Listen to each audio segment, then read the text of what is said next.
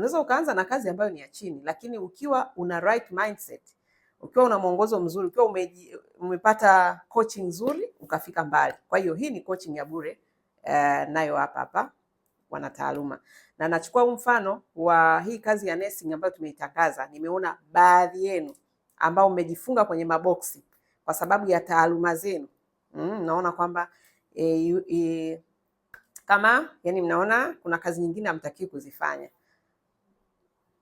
Ngoja niwaambie, hizo mnazoona kwamba hamtakiwi kuzifanya, in fact ndizo zinazoweza kuwapa hela, kwa sababu kinachokupa pesa sio tu taaluma uliosoma, sio tu utaalamu ulioenda kuchukua chuo, bali ile ni very basic. Kitu ambacho umeenda kuchukua chuo kama taaluma ni basic sana ya.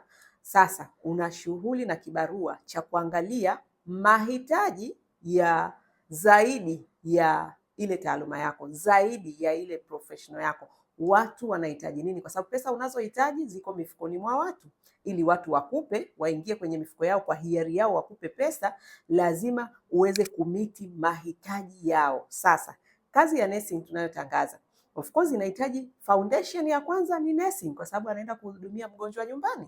Lazima awe na background ya masuala ya kitaaluma ya nursing, lakini pamoja na hayo kuna vitu ambavyo ni added value ambavyo mtu yoyote, yani sasa hivi ndio vya mtu ambaye yani unajua hivi unaweza uwezi kufundishwa shule, na ndio maana baadhi yenu mnakuwa mna resist yani hamtaki kuvuka, yani pale yani wewe ushaambiwa shughuli yako ni kuchoma sindano na kufanyaje na kufanya dressing maybe na kunini, lakini kuna vitu vingine ambavyo viko kwenye ile sekta. Kwa mfano, wagonjwa wanahitaji mazoezi, so wewe umeshindwa kujiongeza kwamba okay, pamoja na kwamba nimeshasoma nursing, kwa nini nisijitrain kufanyia wagonjwa mazoezi?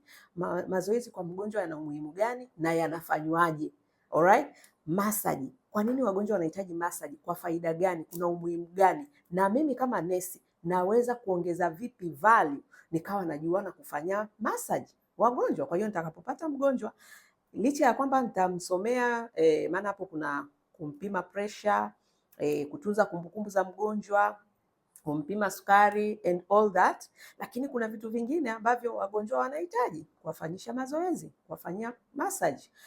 Zinafanyika vipi? It's a training. Kama umeweza kwenda kusoma hiyo taaluma ya nursing, unashindwa vipi kujitrain kufanya massage, kufanya mazoezi kwa wagonjwa? Ina umuhimu gani? That knowledge you need to add. Unatakiwa ujiongezee. Sasa wengi sisi mifumo yetu ya elimu huaga ni kama inawafunga kwenye maboksi. Yaani mtu akimaliza let's say alikuwa anachukua certificate, diploma, hata degree ya nursing, akimaliza anafunga vitabu, anatupa huko, sasa anaanza kuzurura na cheti chake, mimi ni nursing. Unakuja sokoni, soko linahitaji more than nursing, linahitaji competent nursing ambaye ni zaidi ya kuchoma sindano, ni zaidi ya kufanya tu zile minimum zile ulizofundishwa chuo. Kuna vitu vingine vingi ambavyo wewe mwenyewe unatakiwa ujiequip, na ndio maana kila siku unatakiwa kuongeza value yako, kila siku unatakiwa kuhakikisha unajinoa katika sekta uliopo. Lakini zaidi sana ukiangalia mahitaji ya watu, soko linahitaji nini, sio wewe unahitaji nini. Sasa kinachowafailisha wengi,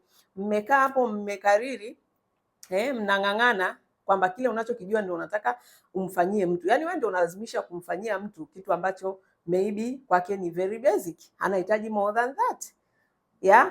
Wewe unataka unaona kwa sababu ni nesi, mimi kazi yangu tu nitakuwa naangalia mgonjwa, nampima, nimemaliza na kaa. Really? Hicho ndio kinachowakwamisha watu wengi. So sisi hapa actually niseme tu kama nilivyosema, hapa nimekufanyia coaching ya bure. This is a priceless. Hichi ni kitu ambacho hujafundishwa huko, ndio maana hapa mnapiga makelele. Light mngekuwa mmetrainiwa kwamba this is basic. Chochote ulichopata ni degree, ni masters, it's basic.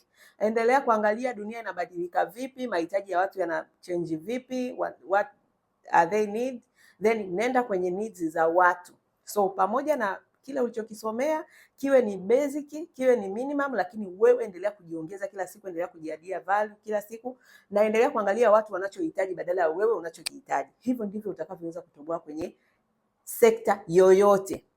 Hapa nimetolea mfano wa nursing kwa sababu nimeona tararira nyingi za watu ambao wajielewa, wajitambua. Of course I understand, ndio system zetu za elimu, na ndio maana kwenye kozi yangu ile ya toka dada wa kazi mpaka CEO ina a lot of madinis, right? Like seriously you guys mnahitaji coaching, mnahitaji kusoma kitabu changu kiweze kukutoa kwenye maboksi hayo mliojifungia wakati mna potential kubwa sana. Yani ni kitu yani, you know, sijui nisemeje, lakini transformation utakayoipata ujinga hapa wa hii sijui nimesomea kitu fulani, nimesomea kitu no, sijui mtu taaluma fulani anawezaje kufanya na vitu fulani. Oh please ndugu yangu ukienda hivyo utoboi, I'm telling you, utoboi utoboi.